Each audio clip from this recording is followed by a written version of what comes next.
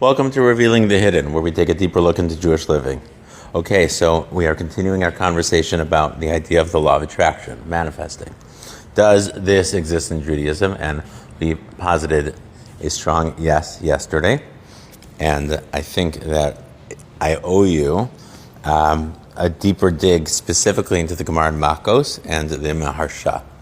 The Makos Gemara that we quoted yesterday, Ani derech she'adam rodse lelech ba molichin oso. Any path that a person wants to go, they support him in doing this. You have support from heaven to go in whatever derech you want to go. So the first question you have to ask is, first of all, what is molichin? We believe in one God. We are monotheistic, right? So the Maharsha jumps in and he says, I'm going to tell you what this means. And it's going to tap into a very, very deep concept. And this might take the entire today's class on, just to really process this. The thing that is being created is malachim, angels. Angels are created with every action that you do. And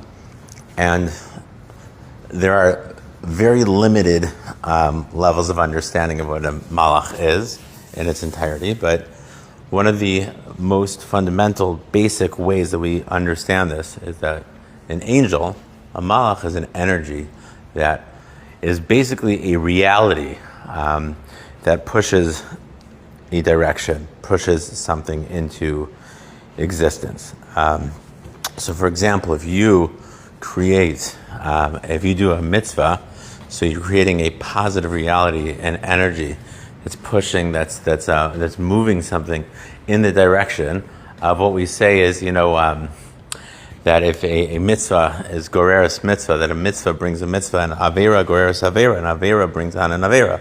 There's this existence, this being, this channel that basically is now in the world that was trying to drive this thing into being. Forgive me for slowing down in my words and going back to the word basically over and over, but it's very hard to grasp something that is very spiritual in nature and isn't completely well defined. But essentially, a malach is the mitzvah itself. You shouldn't think of a malach as it's this other thing. It's no, it was generated. It's the reality that comes with that mitzvah.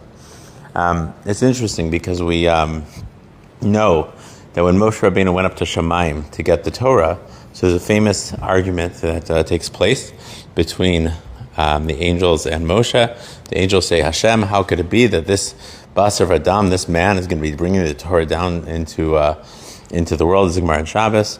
It says, how could it be? The Torah existed for thousands of generations, thousands of years before man was created, before the world was created. How are you going to give it to him?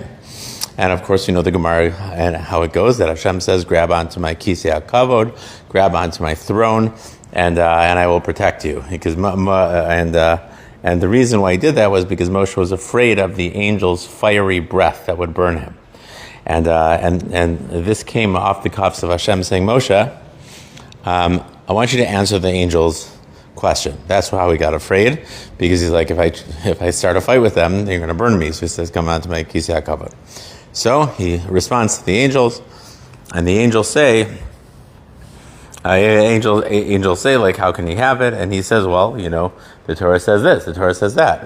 Kibud aviyim, God took us out of Mitzrayim. So were you taken out of Mitzrayim? Do you have the mitzvah of honoring your parents? Do you have the mitzvah of this eating this food or not eating this food or whatever it was?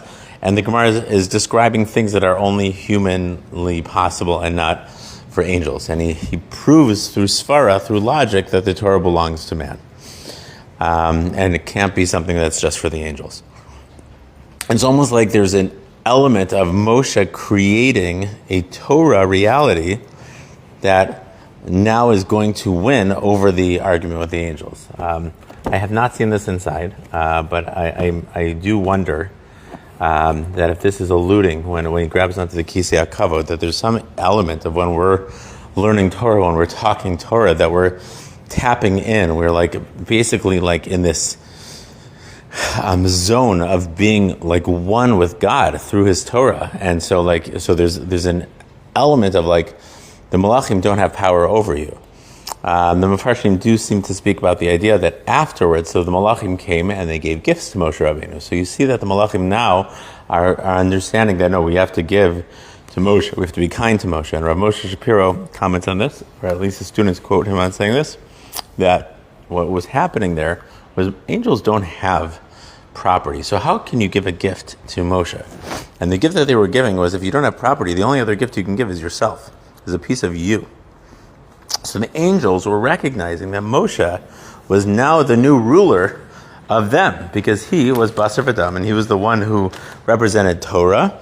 And so since he was the one who represented Torah and was bringing it down to the world, so now the malachim are kofef to him. They belong to him. They're under his rule. And there's a lot more to speak about, not in this session, but of the notion that when Klal Yisrael has the Torah, we have a rulership over the universe. There's a piece of the world that is, where, as the Zohar says, Yistako be'araiso bara alma, God looked into the Torah and created the world, that the world is just a manifestation of the blueprint of the Torah. And since we are living, breathing, walking pieces of that Torah, and we develop it, so when there's svara, like when Moshe had a svara, it should come down to man. We have basar v'dam, right? We have things that we could do the mitzvahs with. You can't. So the malachim are now kofef to him because he was creating Torah, essentially. Now, why am I telling you this? First of all, it's just really cool. But why am I telling you this here? So there's an idea that malachim are a reality that live under the power of man with the Torah in particular. And when we learn Torah, when we do mitzvahs, we are creating more angels, and the angels are subject to us. There's an element of them being subject to us, that we created them. So every time you do an action, that's what happens. So go back to this Maharsha. So Maharsha says not only every time you think something or say something, Maharsha says even every time you think something, you are generating an angel. And the angel is the reality of that thing. And as we know, mitzvah brings another mitzvah, mitzvah gores mitzvah, avera gores avera. They're energies that you have produced in the world through your actions, through your speech, and even through your thought that generate movement into the world. Now, if you were to ask me, which thing do you do the most? So, some of us know we have certain friends who feel like they talk the most, right? They take all the oxygen in the room, Baruch Hashem, and they have lots to say. But as many words as you want to say, 68,000 thoughts a day are very, very hard to overcome, right? If you're the average mind has 68,000 thoughts, so the mind is creating and generating a reality of angels, and angels force and push into the world something that's going to come. It's incredible if you think about it, right? So if that's the case, so then what reality are you generating with those thoughts? So the average human, there's a ratio of 1 to 5, that 5 thoughts are negative and 1 thought is positive. But what if you switch that? What if you could say, tracht gut wird sein gut, that we keep quoting of the Lubavitcher Rebbe. Think good and it'll be good. Think good, right? Think faithfully. Think Hashem is in control. Hashem has my back. Hashem loves me.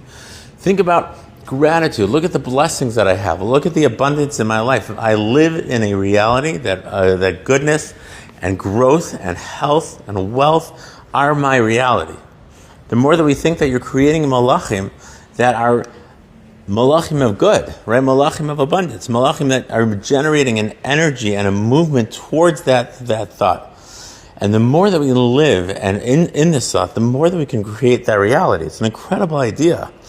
We're going to move to another session to keep pushing this out, but I hope this is helping to develop. Yesterday we spoke about Poseach Hasiyadach Masbiel Chol Chai Ratzon. God opens His hands and fulfills, just in straight psukim, fulfills the desire of the living. We mentioned that the Zohar says that there's nothing that stands bifnei Ratzon, in front of Ratzon. We spoke about this Gemara that any path that you want to go, molichin also.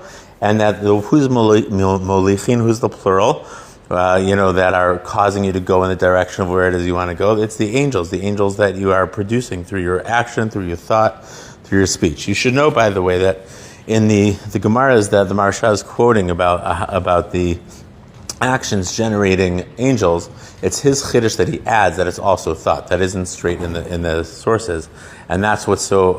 It's very unique in this specific space. But anyways, so here is that basic beginning of the understanding that you can direct your thoughts. So what is a practical takeaway? It's very hard to just say I'm going to stop thinking about something.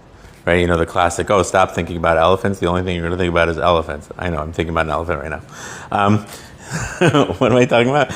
If you want to change thought, as opposed to saying I'm going to stop thinking about something, to upload something, upload data, write something down, think about it, say it out loud. I am living in a world of blessing, of goodness, of happiness, of revealed abundance in money, in health, in wealth, in Torah, and mitzvos.